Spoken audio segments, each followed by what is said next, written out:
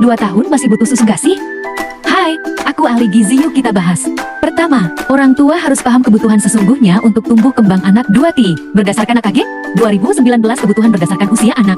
Energi 1350 kilokalori, protein 20 gram, lemak 45 gram, karbohidrat 215 gram, serat 19 gram, air 1150 ml.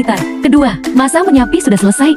Artinya menyusu sudah selesai, padahal tidak ada susu hewan manapun yang formulanya melebihi ASI. Ketiga, jargon 4 sehat 5 sempurna sudah lama tidak dipakai, artinya tidak cukup lagi melengkapi kebutuhan gizi optimal anak. Update ilmu yang dipakai gizi seimbang ini guys.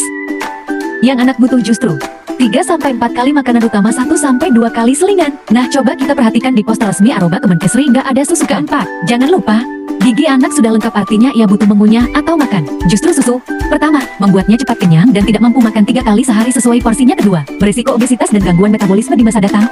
Kelima, jika bunda hanya ingin memenuhi kalsium, yuk kenalan sumber bahan pangan yang kaya kalsium.